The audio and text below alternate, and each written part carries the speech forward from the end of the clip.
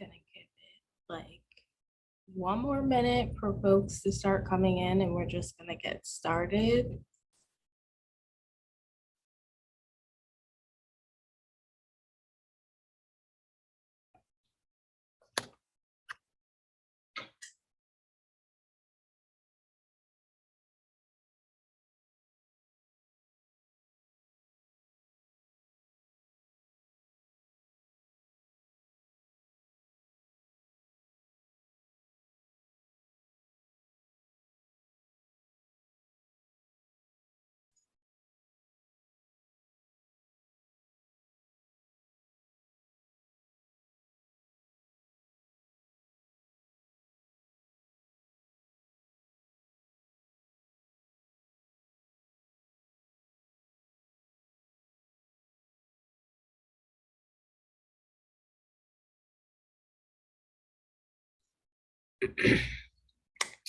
Okay, I am going to get started with introductions, and hopefully folks keep coming on in as I talk. But hi, everyone. Thanks for joining this evening. My name is Deidre Dumpson. I work at Edelweiss, and I'm honored to welcome you to this virtual gathering. A quick note about why we're here. I'm sure I, like many other folks that are joining in, have been trying to keep informed and remain informed of the state of abortion rights since it was first initially leaked that Roe v. Wade might be overturned. And there may be folks here that have been thinking of and been a part of this conversation far before that, and maybe are new to this conversation today. But in that time, I have been returning to some literature and pieces that have really helped me feel grounded in my thoughts and my perspectives when it comes to reproductive justice. And one book in particular that I often return to is Killing the Black Body by Dorothy Roberts. In the introduction to that investigation, she wrote that reproductive freedom is a matter of social justice, not just individual choice, and acknowledging that reality recognizes the connection between the dehumanization of the individual and the repression of the group. And so I felt like that quote was really a reflection of what I hope we'll be able to kind of dig into tonight. And I hope that tonight will be an opportunity to continue the conversation and think through reproductive justice beyond choice for the sake of a larger movement that pushes against and refuses systems of domination, erasure, and more.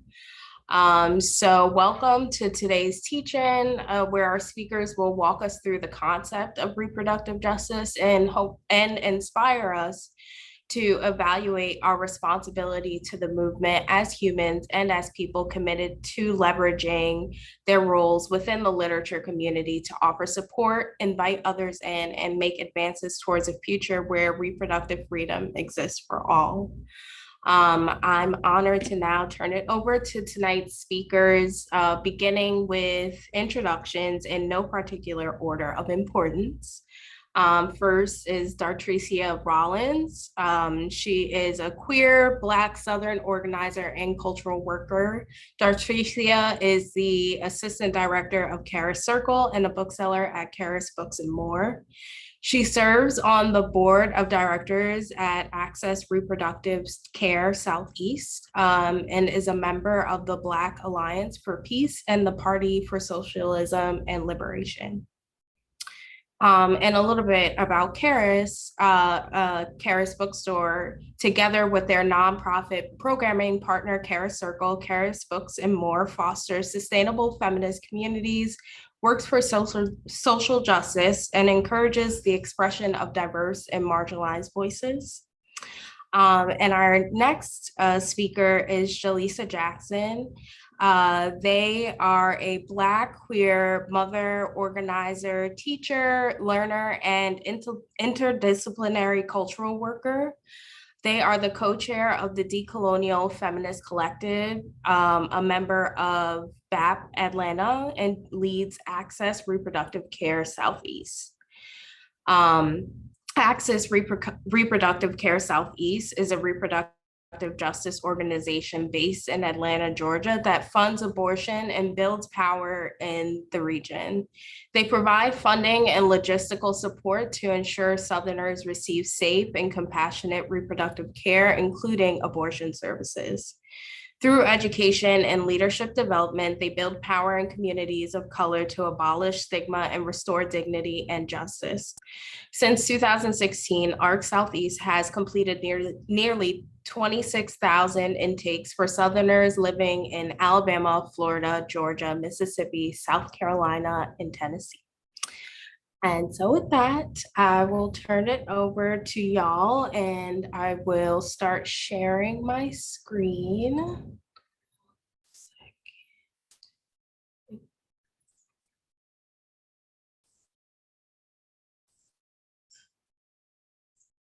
Thank you, Deidre, for that introduction. Yeah. That was great. Okay, we can go to the next slide. Okay, so a brief look at the agenda today. Obviously, we can't cover everything, but I think we're covering enough to get people started. So tonight, the main topics we'll talk about is what is reproductive justice by the expert herself, Jalessah, and how can booksellers and librarians respond in these times, basic organizing practices for booksellers and librarians, and then, of course, Jalessah is a real teacher at heart, and we'll do some action planning and give y'all some homework to do. And at the end, we'll leave a little time for Q&A. And next slide, I'm hoping that folks that are here joining us will share your name, your pronouns, your profession or the organization or bookstore that you work at, as well as what you're hoping to get out of today's teaching. And I will pass it over to Jalessah to ground us in what reproductive justice is. Next slide. Thank you. And good evening, y'all. Whenever I'm asked to talk about reproductive justice, I like to start with my own entry point into the framework and the movement, and just because I think that that is really meaningful when we think about our entry points. And I think it's important for us to all think about our entry points. A lot of us come to this movement, a lot of us who are interested in reproductive justice, a lot of us who spend our time working to fight state repression as it relates to like reproductive control. A lot of us come to this movement from the experiences of reproductive oppression, right? And so I like to start there by grounding us in a definition. Reproductive oppression is the control and exploitation of women, girls, and individuals through our bodies, our sexualities, our labor, and through reproduction, right? And so with that definition, right, thinking about maybe your own personal experiences or experiences of those that you know, sometimes those serve as the catalyst to sort of catapult us into necessary work that moves the needle closer towards reproductive freedom. And so you might hear folks saying like, what's your RJ story? Or you might hear folks sharing what their RJ story is, right? Because we see storytelling is really important to the work that we do. And so now that we know what reproductive oppression is, right?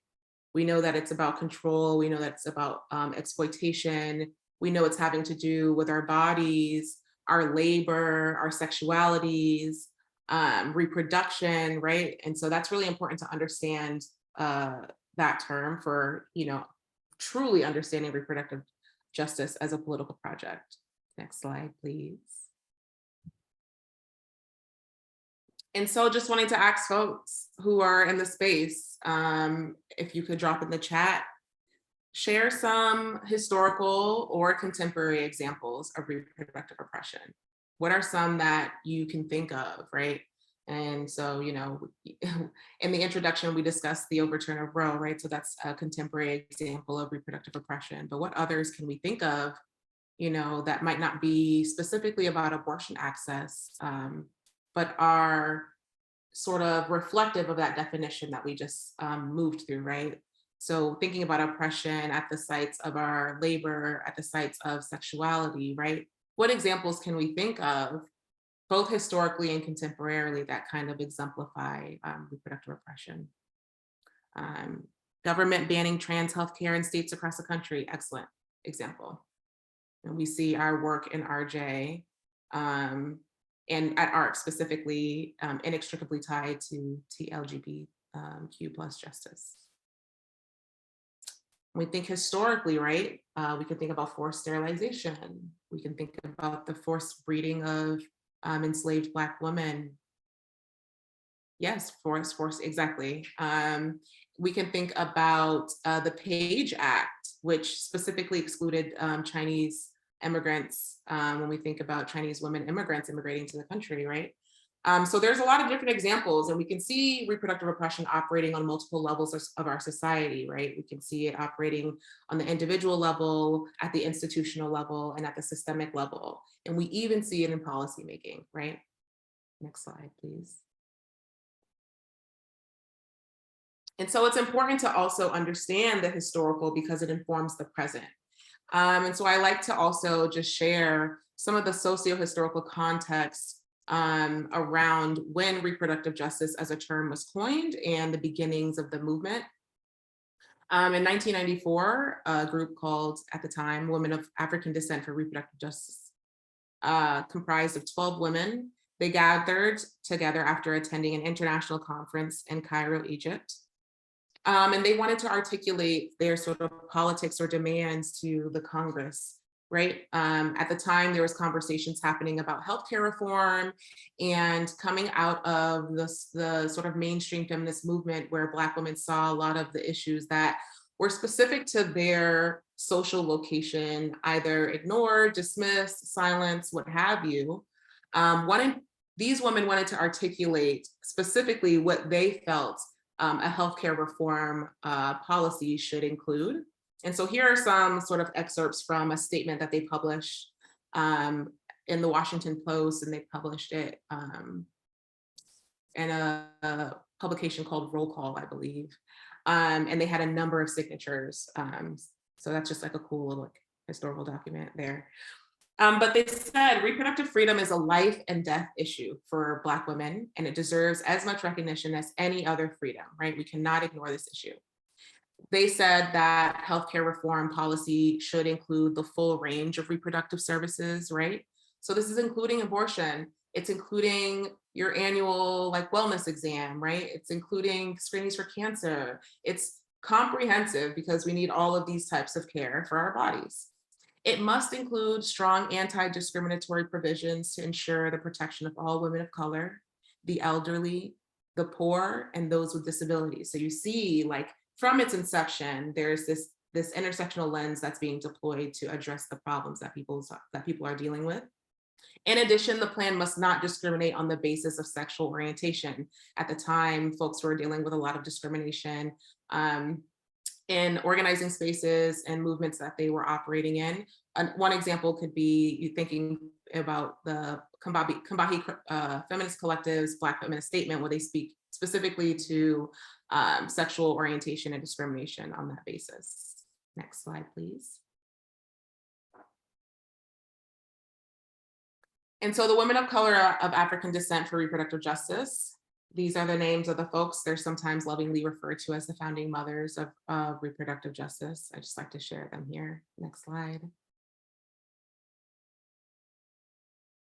And so we'll define reproductive justice, right? If nothing else, I want you to leave today with a very clear, grounded, rooted understanding of what reproductive justice is and how it is different from reproductive health and reproductive rights, where reproductive health focuses on necessary reproductive health services a person might need, and where reproductive rights focuses on gaining constitutionally framed legal protections for health services. The reproductive justice framework is much more comprehensive, right? Recognizing the limits of focusing specifically in the healthcare field, the limits of constitutionality, right? Which we can really talk about a lot today, right? The malleability of the US Constitution. Reproductive justice is the result of the intersections of multiple oppressions and cannot be alleviated without strategies that address reproductive health, reproductive rights, and reproductive justice. And so how do you do that? And how do you articulate such a framework? We tend to do that with our 4 primary sort of tenets of reproductive justice, which affirm that every individual has the human right to decide if and when they will have a child, and the conditions under which a person decides to give birth, right? And so in the Western world, there is this, overemphasis or over-reliance on hospitals, and there is, sometimes the pathologizing of other ways that people decide to give birth. And so what would it look like for folks to like really have informed consent and agency to make those decisions for themselves? Decide if they will not have a child and their options for preventing or ending a pregnancy, right? So having access to birth control, having access to abortion whenever we need it, having access to emergency contraceptive, whenever we need it, right? Readily available. The third tenet is every individual has the human right to parent the children they already have with the necessary social supports in safe environments and healthy communities without fear of violence from individuals or the government or the state, right? This is my favorite tenet of reproductive justice because it's so juicy, right? You can talk about any issue with this tenet right here, and that's what keeps me and is affirming to me in my work, both working at a reproductive justice organization and roots me in my work outside of RJ as well. 4 is the right to bodily autonomy, right? Self-determination is critical for our ability to have the necessary life chances that we need. And so really, these 4 tenets really sort of capture what the founding mothers were trying to articulate, right? They were trying to be comprehensive intentionally, right? Because they recognize, like Audre Lorde said, we don't live single issue lives. And so a framework necessarily has to address the intersections. Next slide, please.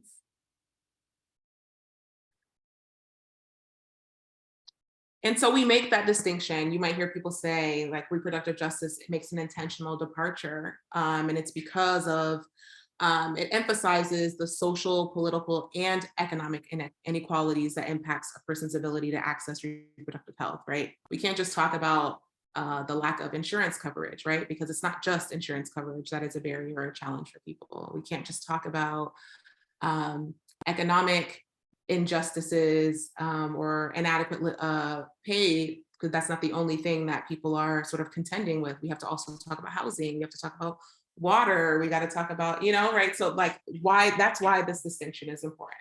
Next slide.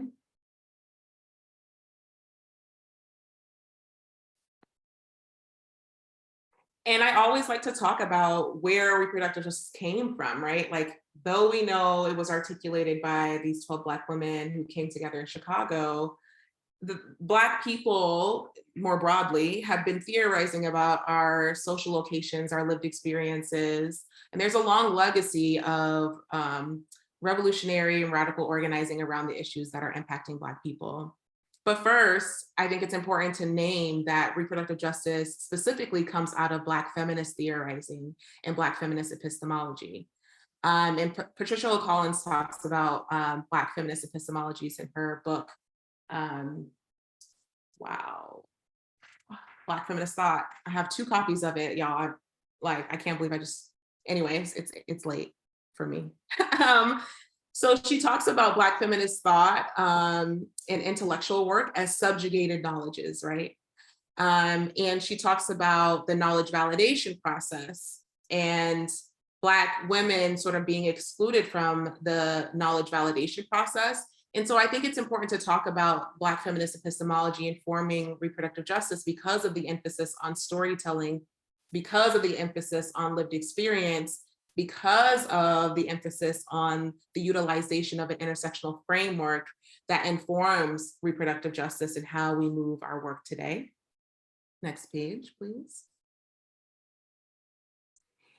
And so there are 4 primary dimensions of Black feminist epistemology: lived experience as a criterion of meaning, right? We can think about the things that we've experienced. We can think about our social location, and we can create meaning from that, right? Not exclusively, right? Don't get carried away now. Don't think your lived experience means everything, right? It's a criterion of meaning. It's one way that we make meaning. There's a lot of ways that we make meaning. The use of dialogue, right? Talking to one another. That sounds very simple, like Black feminist epistemology is the use of dialogue. But that's critical to how Black feminists move their work. That's critical to how we move our work in reproductive justice, through talking to each other. The ethic of personal accountability, right? Who are you accountable to? What are those values that you're accountable to? How do they show up in your interpersonal relationships? How do they show up at work for you, right? The ethics of personal accountability is both personal and political. And then finally, the ethics of care, or caring, right? Taking an intentional departure from Western individualism, reproductive justice necessarily requires that we care about those who are not ourselves, our families, our communities, right? It requires that we sort of zoom out and take a global perspective and think more globally about our issues that we're facing, so that our strategies do not re-articulate oppressions, and rather offer solutions or move the needle closer to liberation for all of us. Next slide, please. It's also important to know that reproductive justice comes out of the Universal Declaration of Human Rights. And I always,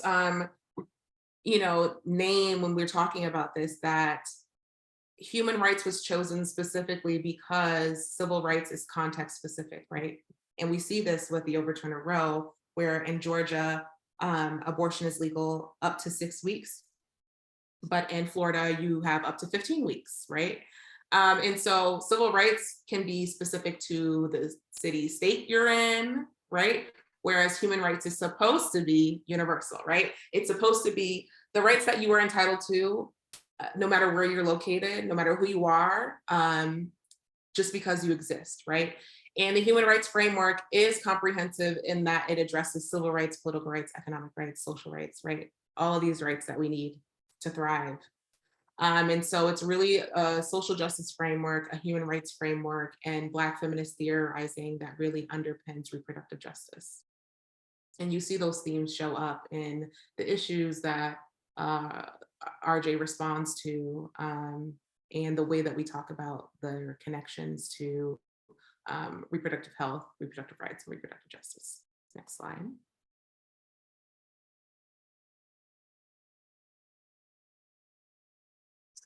And then finally, I think this is the last thing I'm going to say before passing it. One of the really important things about reproductive justice being informed by Black feminist theorizing is that there are some critical Black feminist interventions that RJ takes up, both in its sort of, both from a theoretical standpoint and from a sort of just like ways of looking or ways of thinking or ways of questioning, right? And so it's through an intersectional framework that we're able to understand that abortion access is connected to criminalization, is connected to pregnancy surveillance, is connected to, right, state repression.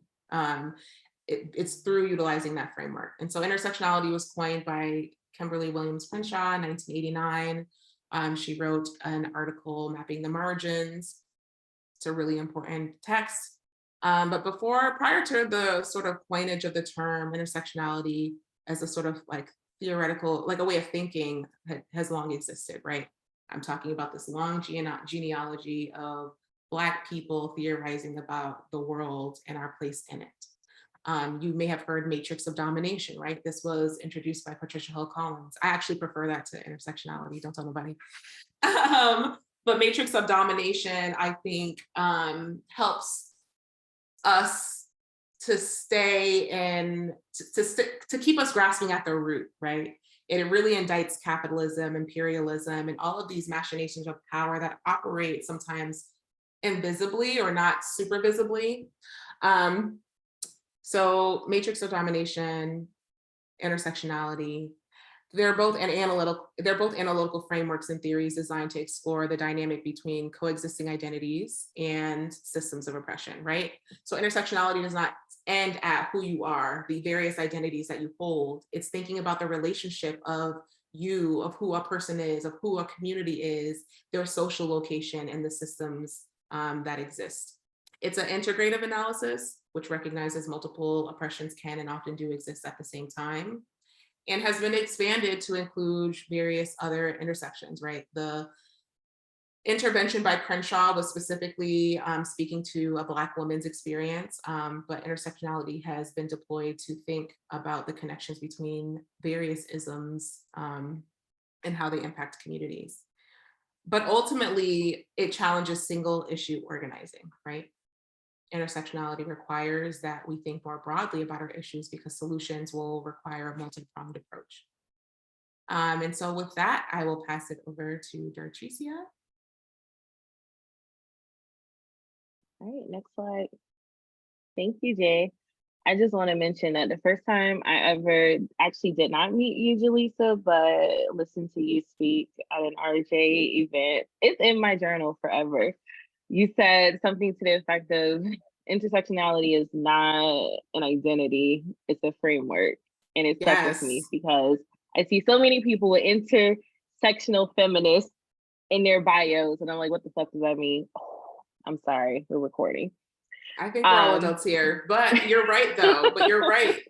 I think in the, in the age of social media and buzzwordiness, sometimes the words that we use, the terms that we use that had maybe like radical or revolutionary potential and are intentionally watered down, right? And so we got to think about the function of that. And we can even think about how that's operated in our movement, right? Like, how has intersectionality, what was it created? What was the work that it was created to do? And what's the work that it's doing now? Because now we got intersectional recruitment for the Army. You got intersectional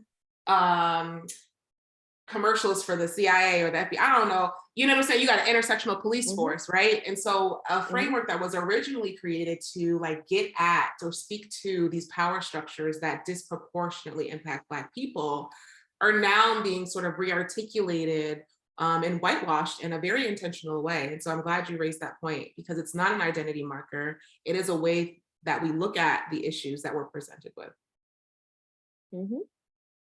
Thank you.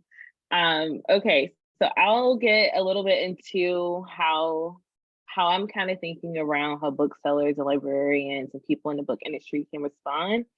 And I'm hoping that y'all will answer this question also for me because we're also not trying to be prescriptive. Y'all can teach us something. I'm sure everyone here has a good idea of how they should be responding. But I just first wanted to start with, because I'm friends with like a lot of booksellers online and I see people's frustration that like your job is not your organizing home. I'm sorry. I know that many of us believe that the book selling and publishing industry is this liberal bastion of support for social justice, which I can make a case at another time about liberalism. But we just know that's not true. And we know that's not true because the far right wing, they publish thousands of books through the same exact publishing houses that publish social justice books every year. We know that many bookstores prove themselves to be anti-workers throughout the COVID-19 pandemic with worker layoffs and union busting. And we also know that most libraries are public institutions that are shaped by this capitalist and imperialist government that puts profit before people every day. And so that includes the right to education and the wholesale banning of books that they don't agree with because they don't see us as human people with human rights. And so no, our idea of organizing cannot begin and end in our workplace. Although I do believe that we should all be organizing our coworkers and our workplaces, definitely believe in unions. And it's definitely been a hot labor summer and I see a lot of bookstores actually unionizing and I think that's really great work. But organizing work also has to happen in and with community. And organizing is about building power and we all have the collective power to make a change, whether we work in a supportive workplace or not. And I think that is what a lot of people are coming up against as they're having all these feelings around the fall of Roe and what they should be doing at their bookstores, what they should be doing at their libraries. They're kind of just beginning and ending with like, my boss won't listen to me. And like, historically, bosses don't listen to us. So I think we should not we should not limit ourselves to that. But so maybe your bookstore or your library won't stock a pro-choice book or a book featuring queer authors, but like, so what? You can either push them until they push you out, or you can find alternatives. And there are organizations like the Free Black Women's Library that hosts pop-up shops throughout the cities that they work in, ensuring that people have access to information and literature. And so maybe you figure out how you can support an organization like them, or you start your own program, your own initiative, or you do organize where you are, or you do work in a place that supports reproductive justice and queer rights. I happen to, and I'll talk a little bit more about that. I guess I got lucky. But then you should be building genuine relationships with abortion and reproductive justice organizations. And so we really should be building these relationships, not just in RJ, but with organizations across movements, because all of our work is tied together. As Jalessah kind of already talked to, I'll just like say a little bit more, that there's no reproductive justice without economic justice and without a material understanding of class. And there's no reproductive justice without environmental justice, because we have to understand how climate change forces migration, and how environmental racism has literal impacts on working people's reproductive health. And there is no reproductive justice without immigrant justice, as proven by the forced hysterectomies and forced sterilizations right here in Georgia in an ICE detention center in Irwin County. And so our jobs as booksellers and librarians is to connect people to the information that they seek. And we should be aware of the books that reflect abortion access and combat the stigma of abortion. And there are hundreds of books out there that depict abortion as basic healthcare, that give us the histories that we need to understand where we've been and where we're going.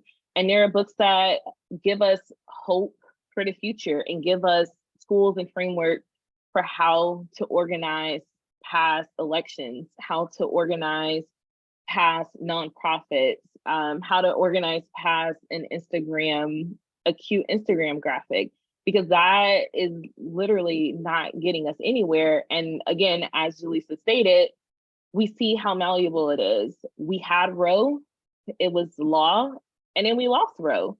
And so we have to think more expansively about how we get to where we want to go and who we want to bring with us. And I think books are a great way to do that.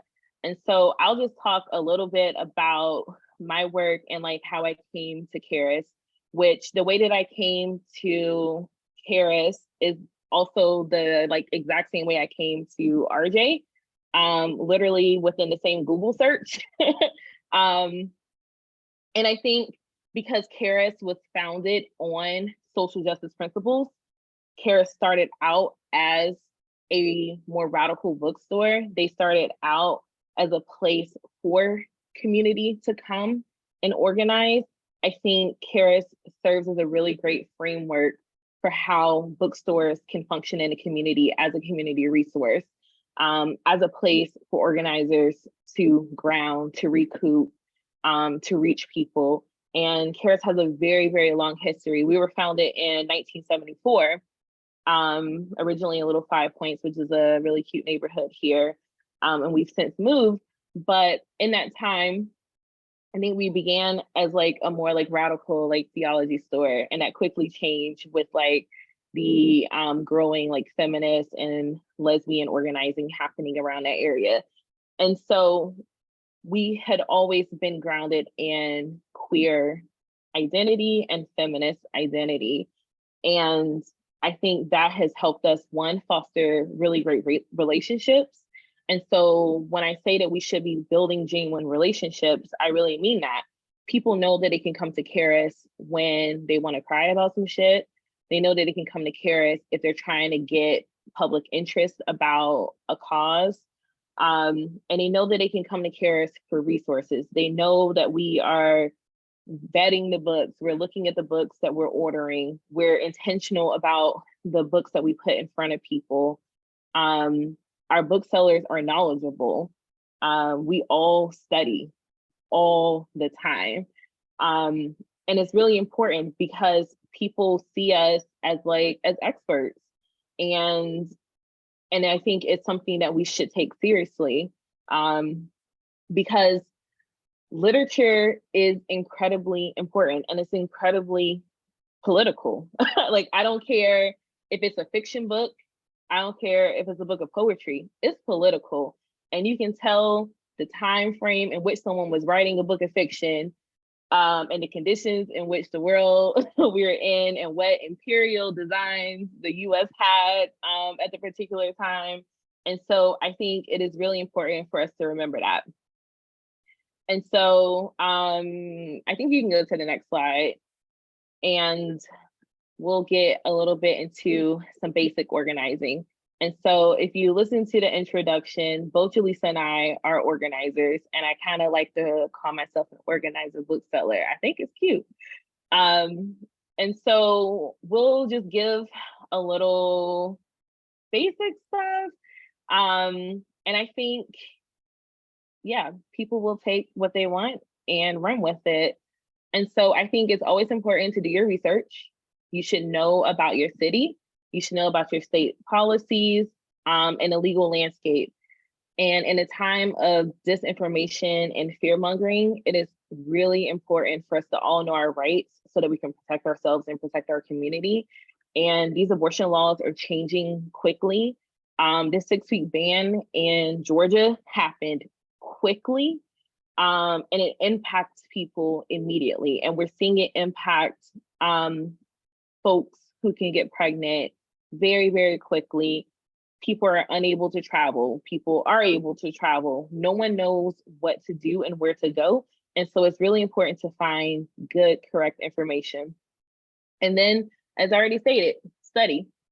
You should know the history. You should know the history of this country. You should know the history of reproductive rights and reproductive justice. And we should be sharpening our analysis always. We should be researching new and old books about reproductive justice and lifting them up and getting them into the hands of people that are looking to learn more. And we should be advocating for them to be on the bookshelves at our store or our libraries, always. And then my favorite is join an organization, because as I said, your job is not your organizing home. Emphasis on that. Yes. Yeah, I just wanted to add on the do your research and study part, because this is really critical, especially for folks that are newly activated around reproductive justice. Maybe your entry point is caring deeply about abortion access, right? And, you know, we discussed the sort of comprehensive nature of the reproductive justice framework. And part of the whole do your research and do your study is not just to sort of have a better understanding of what these terms mean, but to really understand the sort of strategies, decisions, major players that were involved in the movement that led us to this point, right? We need to be dialectical in our thinking. And so studying that history of how we got here really should inform the strategies for where we go next, right? And so alongside do your history and study and join an organization is also be willing and ready to practice revolutionary criticism, right? So for me, that looks like, as someone who's newly in a leadership position, leading an organization, being deeply reflective. I mean, I wasn't around when the founders of RJ, I mean, I was around, I was 2 years old, but you know, I wasn't in this movement. And I have some thoughts, some reflections, some question marks around like decisions that were being made. And so given the intergenerational nature of our movements, those who came before us and then those who are moving now have to be willing to practice revolutionary criticism, because there is another generation that will inherit this movement and will have to carry it on. And so just wanting to share that. And like Dartricia said, she and I both work. We both work, unfortunately. We both work. Living is very expensive. We both work. And, and I know this is difficult for people, but like, we will not achieve reproductive justice simply doing our 9 to 5. Like, and, before we got started, we were talking about how tired we are, and that is true. But in order to build capacity for us to do more and to feel less precarity in our communities, we need more people, right? And so if you can dedicate 1 to 2 hours a week of revolutionary organizing, what does that look like? To dedicate 1 to 2 hours a week to help build capacity for that outside of your 9 to 5, that could do amazing things for the movement. And so just wanting to share that. Other things that I've seen as it relates to studying, it doesn't have to be a solo thing, and it should be done in community, right? You can read as many books, as many damn books as you want to. I got a whole bunch of books here. I've read a lot of books. The most fruitful and generative knowledges have come in community. When I study in community with people, and this is real nerd girl shit, I do this intentionally. I create a space almost monthly to bring people together to read decolonial and anti-imperialist texts, to sharpen my analysis, not just through the books, but also through the folks I'm studying with, right? And so I know people don't like to hear, like, we got to read, we got to study, but it really is critical to the work that we do. And so I wanted just to place the exclamation points on that piece. Find your people, study, ask questions, reread, underline, highlight, share. And I think, and an antidote is like in 2020, when a lot of people were feeling overwhelmed by the state of things, myself included, I didn't really know how to respond, what to do. And I did join Jalessah's group, the Decolonial Feminist Collective. And that is where I like really grew rapidly within a year, and joined not 1, but 2 organizations, because I don't have any sense. And that studying with other folks has been really incredible to my development. My brain has gotten bigger, seriously. And right? So someone, no, the brain expanded. And someone asked a question in the chat, and like we're getting to that right now. Which is, so when I say join an organization, sometimes it's also like not the best fit for you to just like join. Maybe you're like, I need to dip my toes in the water. And so maybe you volunteer at an organization, right? And so for folks who are here who are obviously interested in reproductive justice, my recommendation would be to find out your local independent abortion clinic.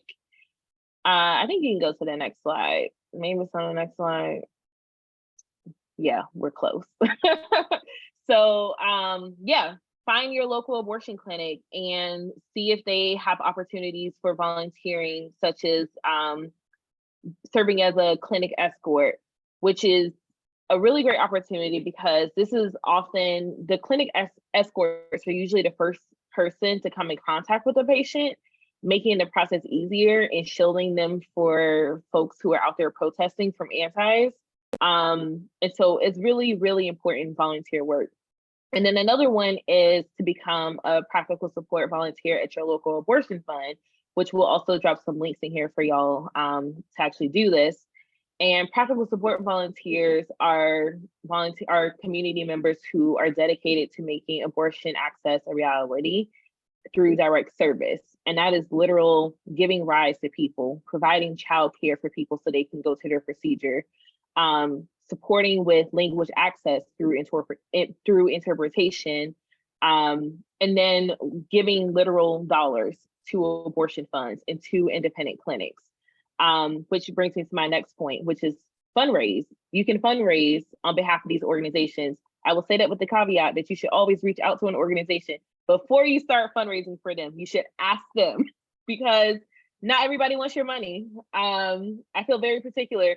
And I think Charis Circle, the nonprofit programming arm of Charis Books and More, we feel very particular about the money we receive, because all money is not good money. And so you should always ask people before you start doing public fundraisers on their behalf. You should introduce yourselves to them. yes, we like money. It's a nice thing. We always need resources, but like, don't be out here willy-nilly. Like, oh yes, I'm putting on this benefit event for this abortion organization and they ain't never heard of you. Right. And organizing is relational, right? And so organizing requires relationshiping. It requires getting to know people. So introducing yourself to people. It requires care, passion, which people here clearly have because you're here on a Monday night listening to us talk about this. But it really goes back to that sort of like knowing who your neighbor is. I know that sounds really silly, but like knowing who your community is, and because this is part of your sphere of influence is what I like to say about it.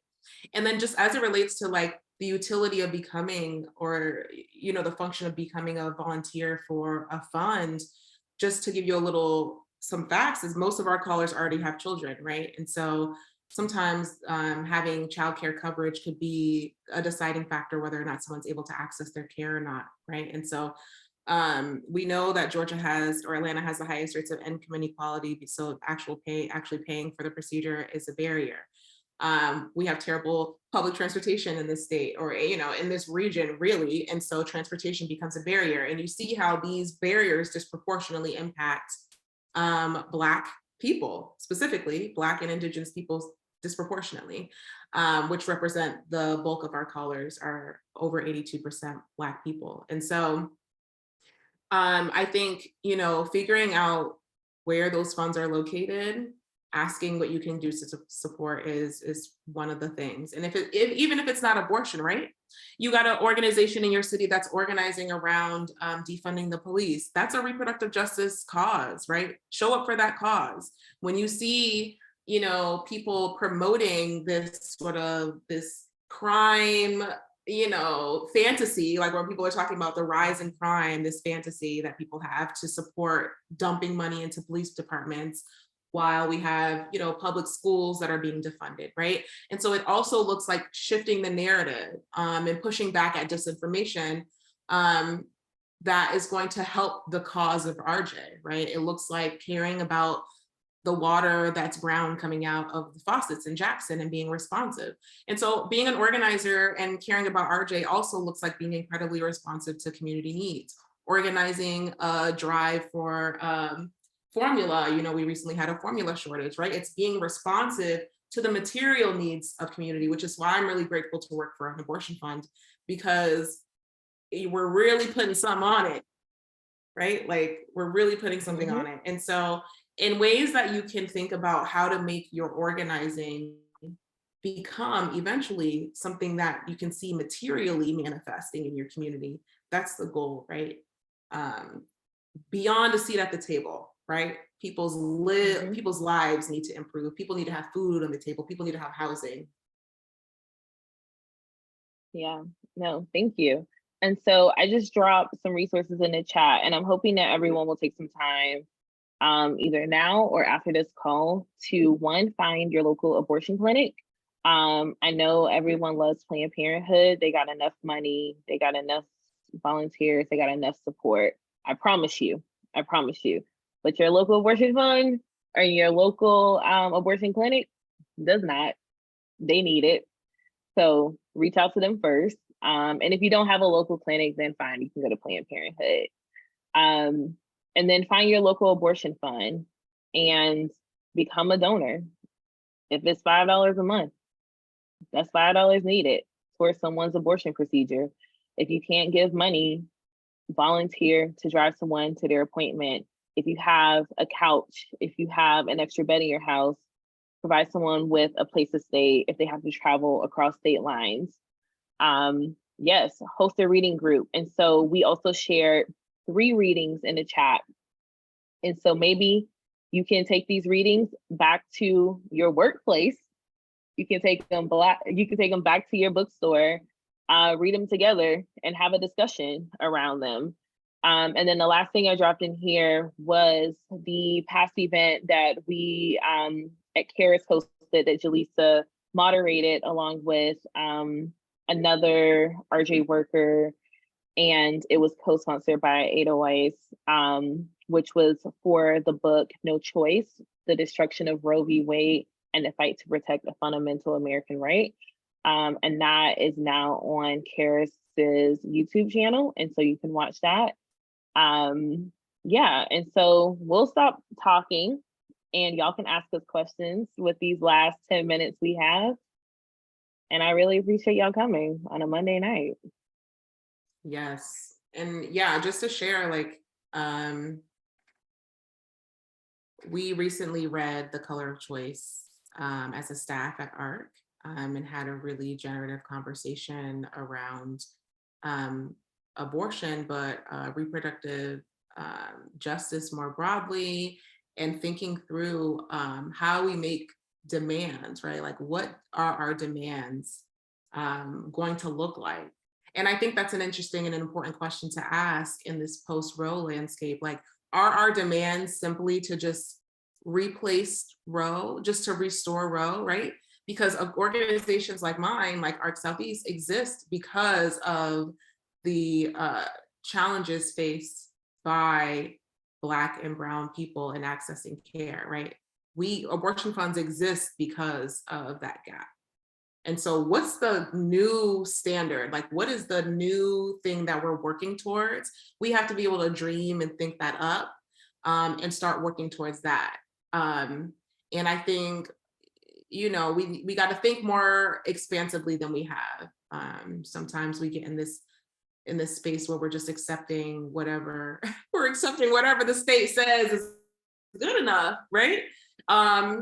And we're the masses, right? Like, we hold the power. And so it's really up to us to make those demands.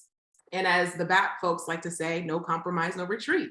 We're not compromising on these demands no more, because we see what compromises done left us, right? It left us without Roe. It left us with a 6-week ban in Georgia. It left us with a full-out ban in Mississippi. It left us with potential implications for aiding and abetting in Texas, right?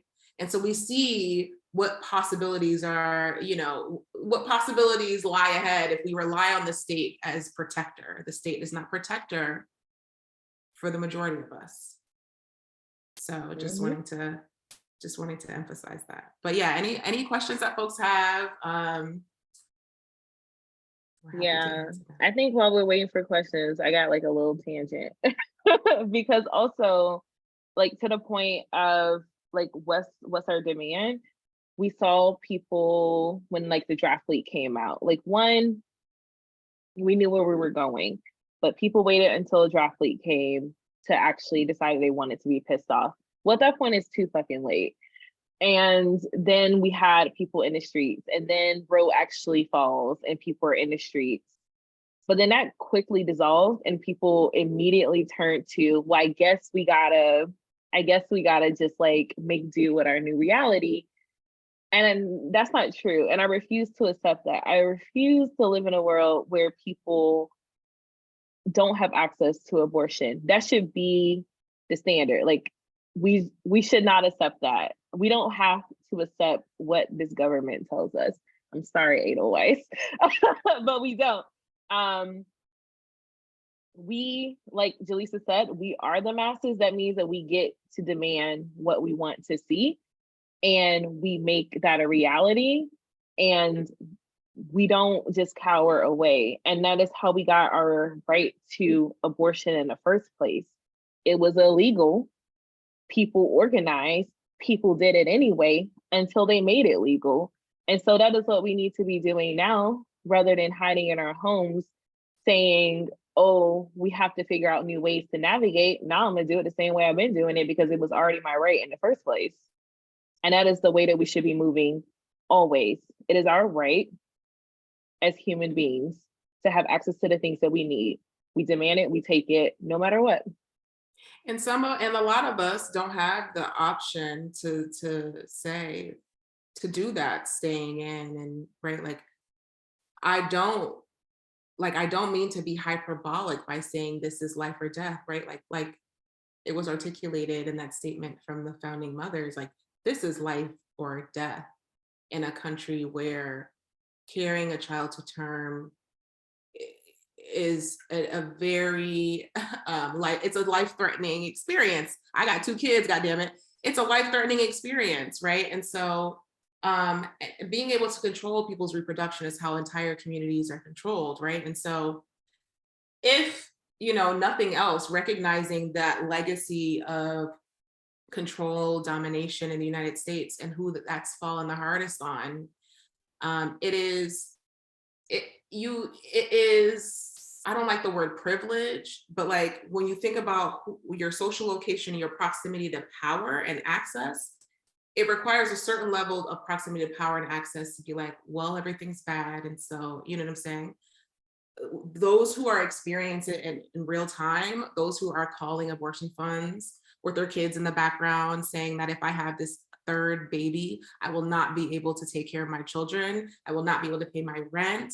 I will not be able to feed them. This is real life for people every single day, things that they got to figure out because sovereignty, self-determination was taken from them, right? The most fundamental of human rights. And so let that anger you. And I'm always citing Audre Lorde, like Audre Lorde says, let that be like a motivational mechanism because anger is useful, right? Like I'm mad as hell and it is useful, right? And so also do your breathing, also go to therapy, also do those things. But yeah, like I think especially, we try to moralize things sometimes in our society. Anger is justified. The anger that we have is justified. And let that, like pour that into something generative for community, for all of us. Yeah. And the last thing I'll say, because I don't think I said it fully and clearly, when we talk about the intersections at work, that we have to understand that the anti-trans laws that are coming out are inextricably they're tied to these anti-abortion laws. We have to understand that all of our oppression is together. It is steeped together, and none of us are free until we're all free. And so if you're out here, if you're pissed off about abortion access, you also need to be pissed off about trans people having access to the care that they need. Always, always.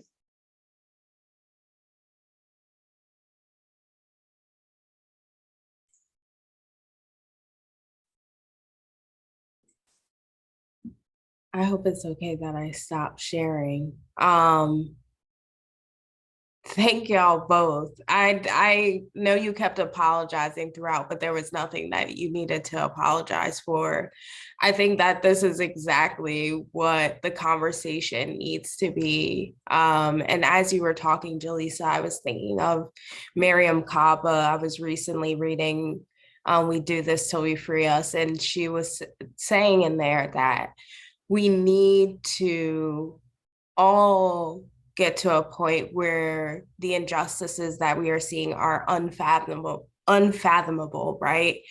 Where it's like we are in this world where it's like, no, I refuse to live in a world where that is the reality, where that is something that is happening to people in my community, in the world that I live in. And we should all feel responsible to making sure that everyone recognizes and feels that way, right? Toni Morrison too, there's that clip that constantly goes around where she's like, no, like I want to feel this despair every time. I want to be angry every single time because that's exactly how it should feel. That's the barometer. Yes. Yeah, you don't want to, it shouldn't become normal. No. It should never become normal that people have to be subjugated or be victims of these systems of dominance and control, right? We should never feel like it's out of our hands, right? We are responsible. This is our world. This is our reality. And we should feel like we have control over it. And by having a framework for reproductive justice that considers the full scope, you are also fighting for the end of police brutality, right? Like you are also fighting for the end of homelessness, poverty, all these things, because there is no ending or there is no better world without ending all of these things because they're all Exactly. connected and tied. Exactly everything that you were saying, but Yeah, you're absolutely right. You're absolutely right. And I just, one final thing, I was recently on a delegation in Cuba, and it was a few weeks after there was an oil explosion fire in Matanzas, where people from Havana went to Matanzas to show solidarity, right? And one of the questions that the Black organizers asked us was like, we see, sometimes we see these police shootings in the United States and we see like a mass, people out in the streets. And then what happens, right? How can we, right? And Dartricia, you were talking about this, right? Like we saw the League of Roe, we saw people hit in the streets, right? Yeah. What is it? And I'm gonna leave y'all with this, right? Because I think when we talk about we need to be mad as hell every single time, one of the primary things that I see when I like really zoom out and look at the differences is the loss of a single human life in Cuba is just like, wow, that is devastating, right? A single human life, we do not value human life, right? And then the desensitized nature of like the way that media is structured in our country, right? Like moves us towards that desensitization. So yes, that when my eyes burst of tears when another person is killed that I don't even know, that makes me remember my humanness, right? And it reminds me that I care deeply, right? And so when I say that anger, like sometimes that's the first emotion, or sometimes it's the sadness, but like feeling that and letting that move you, letting that motivate you. We saw how that witnessing motivated Audre Lorde. Like she was on her anti-imperialist shit after 1984 when she saw the US invasion of Grenada, right? When she starts talking about the apartheid, writing poetry about the apartheid, right? So when we think about the function of literature, right? Like it works in tandem with movement and has always, right? Pat Parker, these people, she worked at Feminist Women's Health Center in California, right? It's not by mistake that these folks were organizing, that they were cultural workers, writers, poets, parents, right?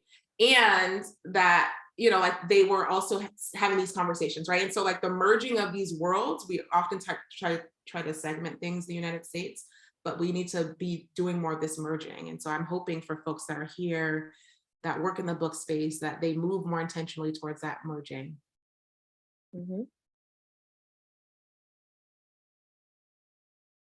Oh, we have a question. yeah.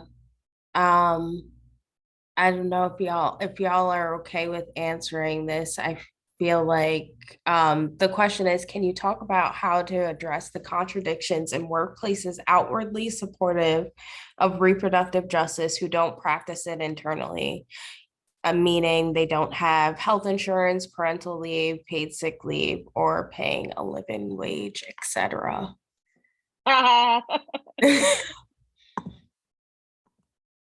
H Melt. It's a good question. Contradictions everywhere. Yeah. Well, transparency. I work in a place where I do not have healthcare. Like that's just real. I think we struggle. We struggle with our employers until we have the things that we need, or we leave. Yeah, I'm like, I think yes. I've been at a few organizations, a few RJ organizations, and various parts of this statement have been the case for me at different times, especially as a parent in this movement, which that's a whole nother thing. But I think for me, recently I was doing an interview and someone said, I love how direct you are. And I love when people tell me that because I don't even know I'm being direct. I feel like I'm just telling the truth. And, I'm also neurodivergent, so I don't know how it's landing sometimes. But what I will say is coming back to the values, right?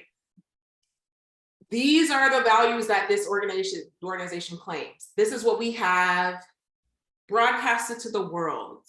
These are the principles upon which we have built a movement where we have brought people in. When we stand on these podiums and talk about these things all day long, right? And I'm not going to sit here and act like your proximity to power does not inform what you can say and how you can say it. So I just want to name that, right? So depending on who you are and how you're socially located, you got to be strategic about how you raise these issues. And as an organizer, talk to your colleagues. Yep. What was your starting salary? What was your starting salary? What was your, I know, you don't hear a lot of ED saying this, child, but I'm interim, baby. I'm interim, baby. Share that salary information, first of all, because you can do that, right? And so like, I think organizing with your colleagues, right? You know what, we say these things, but we're not, what if we collectively talk? There's a collective bargaining, right? So like really on some worker shit, get with the workers and create a strategy, a workable strategy based on where you are to start moving the needle, right? Apply the pressure that way. For me, it has been very much like, this does not feel in line with RJ values. Like, child, I'm gonna say it all day, I'm gonna scream it all day, because I'm that familiar with it. I've done the reading, I've done the grounding, I've practiced the criticism, I continue to practice the criticism, and I always check in. Is this in alignment with our goals, our objectives, our commitments to community? If not, we got to do something else. And if other people are doing that, then I'm going to ask some questions. So how do you see this aligned with the stated mission, vision, values? Like, genuine curious. I'm genuinely curious about that. And I think by presenting people with those questions, all we can do is lift up the contradictions for folks to witness. And if people double on the contradictions, at least it's not a lived, breathed, felt value. It's just one that's stated. And that's information. I don't know how useful that answer was, but I mean, we also stated it earlier when I said your job is that you're organizing in place with the caveat that you should be organizing your coworkers. You should be organizing your workplace. I believe that. Yeah. I do feel like also both of y'all kind of hinted at this, but I feel like the original question too is asking yourself, like, is it a place that's worth advocating for those changes and organizing for those changes? Like, is there space for you to do that work? Is there space for you to be supported in that work? And do you maybe feel like there is a better space where you will feel more comfortable and supported in doing that? And I think that was a huge question I had to ask myself as a bookseller, and why I eventually had to step away, because I was like, I can't do this alone, and I can find a space where I can at the very least have conversations and not feel like afraid to lose my job or feel like I wouldn't be supported in moving something forward. And so, I feel like those answers were exactly it. And sometimes you just have to show up and just do your job, and then you go elsewhere to get your needs met, honestly, or to do the work, move the work that you want to move. Or you dip out. That's the one, really, like, recognize the limits in that particular space, find an organization that better represents who you are, what you believe, and that's moving work that you can get behind. So I'll just share that too. Like, if I wasn't a part of anything else, maybe I would succumb to despair, but I know what possibilities exist because I exist outside of my 9 to 5, and I organize with amazing people that also have this vision of the world that we're trying to build collectively. And so it makes it more possible for us to do the work that we do. But by all means, see what's up at your job. Like, to be clear, like, see what's up, do a little temperature check, start a little study group, like, raise those things. And I think bringing people in, it's not enough to say, well, you got to read or you got to do X, Y, and Z. You got to get folks buy-in. So one of the things that I did, like implementing political education as a practice at ARC, why are we even doing it? We're not going to just do it because I'm your boss and I said we about to do it. Like, I don't want people just doing some shit because I said so. What is that? That's not even how I parent. Like, I'm going to explain it. I'm going to make it make sense to you. And I want you to be like, oh, hell yeah, we should do this, right? And so like, what's the buy-in? Like, you know, and that requires a level of understanding of the issues and what you're fighting for, right? So it goes back to do your research, and goes back to study. So coming full circle And there. also understanding that we live under capitalism and there are contradictions everywhere. And so there is not going to be a single workplace that we're going to go to that is without contradiction, because the fact that we sell our labor in the first place is a contradiction. So the grass ain't always going to be greener. You might get a bigger paycheck, you might get some health care, but shit's gonna be whack all the way around. Someone else just put a comment in here. I'm sorry, DJ, we're holding you up. No. Okay. Let me read it.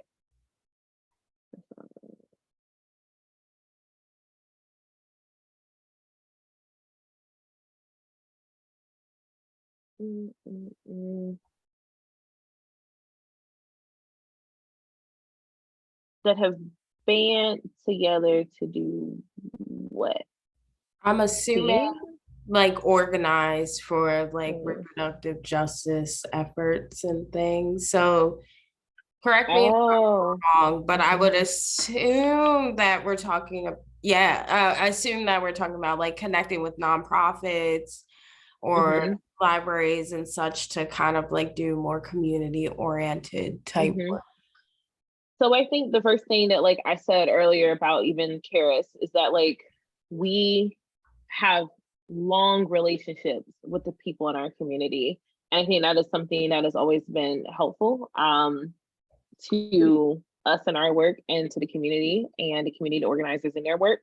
And so one thing I will say, because I side-eyed the fuck out of this, I don't know who it was, maybe it was ABA, somebody, they got together, they decided to do the whole ban books, ban abortion, whatever thing. That does nothing for no one.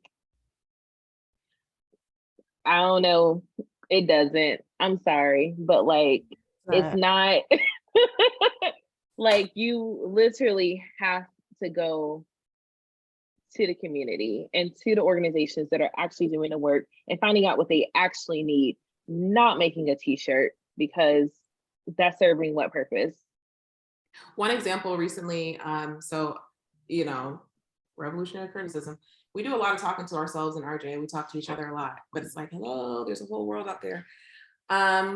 And we partner with each other on events. And so what, you know, one of the things I've been thinking about was what does it look like to like intentionally partner with non-RJ orgs? And like people are real territorial about this is what I'm realizing, right? Like these RJ orgs are not feeling these other orgs, but our job is to change culture or not. Yeah. Right? Are we going to do that continuing to talk to the people that already believe the shit that we're saying? No, we got to go and we got to talk to new people. One of the things that we recently did was facilitated a liberation program at an organization in Atlanta that has a food distribution program. So people are tapped into this organization because they need food supplies, right? That's real.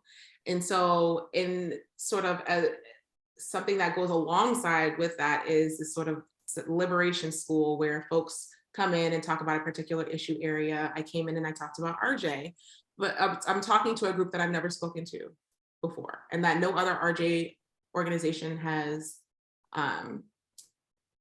taken the time to like get to know, to understand their programs, what they're doing in the community. They host Know Your Rights trainings, they host medic trainings, they had their food distribution program, right? So they're actually meeting like a lot of material needs in community. Why aren't we engaging with them?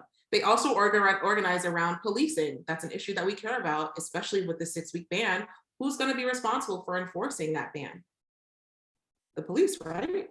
You know, when we think about like surveillance and Atlanta being the most surveilled city, like what does pregnancy surveillance look like in the context of a very repressive abortion landscape, right? And so we got to connect these dots. And for me, that has just looked like sending an email, seeing people, going to people's events, other people's events. Like I'm not involved, I'm just coming as a participant. I go and I introduce myself. When I say organizing is relational, it's really like that. Show your face in community. People need to know who you are. And then also like Charis, for example, is an outpost, a Plan B outpost for ARC. And so being in partnership in that way, like how can you support an organization? How can community find support beyond buying books, right? Like Charis says, all of these like programming things. You can also go there and get some plan B. Like, well, this is your one-stop shop for everything. What else you need, right? So just thinking really creatively and outside of the box and trying new things, I think is also something that is useful. Yeah. And most of all, persistence. Mm-hmm. Because not everything works, but I think everything matters and every step matters. And eventually you'll find a partnership or Right. you'll build that. It just takes time. Right. Yeah. Yeah. Yeah. Thank you. Oh, Yeah. that was wonderful. That was Yeah. wonderful. I appreciate it. Being invited and being in conversation with y'all. Yeah. I appreciate y'all both being so open and honest and honestly transparent in the best of ways. I think more people need to hear this, and I know that I'll be sharing it, and I hope other folks share it. And it's definitely left me feeling inspired. I've recently moved, and so finding community has been like really kind of in my head and something that I've been like thinking a lot about recently. So y'all brought up a lot that I've been feeling and thinking through, and I really do feel inspired to get out and research and just Google. Yeah. Listen, Googled my way into my life. Yeah. And you know, we got to make these connections in real life. You see what's happening with these social media platforms, Chad. Well, exactly. And honestly, from afar, Dartricia, I like thought you were like royalty, and I just reached out and you were like, yes, I'll talk to you. And I was like, well, thank you. Not a celebrity. Let me stop. Yo, shut up. No, I'll pretty much talk to anyone if you got consent. And I also might just cuss anyone out too if you don't have no sense. But I'm always happy to do things that are for the community because we literally need everyone. We need the masses to get liberation. And like we said before we got here, I would like liberation in my lifetime because I'm tired. I'm very tired. And it's like, how much longer am I supposed to be here? Because right. Okay, we're tired. Yeah. So and talking in circles. Like, didn't we talk? No, we didn't talk about this before. You know what? Don't even get us started. Wasn't that in the reading? Y'all said y'all did the reading, but that was in the reading on page 24. So okay. Yeah. Well, thank y'all for the resources and the information. Yes. I am so grateful for both of you, and I look forward to staying connected. And yes, I'm jealous of your reading group, honestly. You can pop in. It's open to anybody. Virtual. It's virtual. Yeah. So yeah, we'll be out here. Wow. And speaking of your sphere of influence, I got my mom to read the entirety of The War Before. And she came to the last reading group discussion and she spoke. So, you know, you got to start, even in your family, you got to get these folks together. We got stuff to do. Let's go, baby. Yes. That's what I'm talking about. Right? Starting your home. Starting your home. Reel the family in. That's what we're talking about. Period. It starts there. But well, thank you. I hope y'all both enjoy the rest of your night. Thank you. I do want to say, because I didn't say this before, thank you so much also to The Word for co-sponsoring this event. They are a wonderful nonprofit that is specifically addressing the publishing industry, diversity in the industry, but also creating an industry that is representative and affirming of all voices, which is directly tied to the conversation we were having today. So thank you to them. Thank y'all again. Everybody have a great night. And until next time, because I know we will see each other again. Yeah. All right. Take care, y'all. Whoop, whoop. No compromise, no retreat. Period. Bye.